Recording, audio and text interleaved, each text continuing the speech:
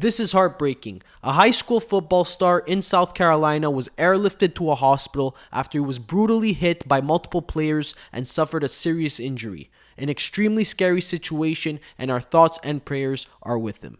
Flood collapsing, floating, bouncing back and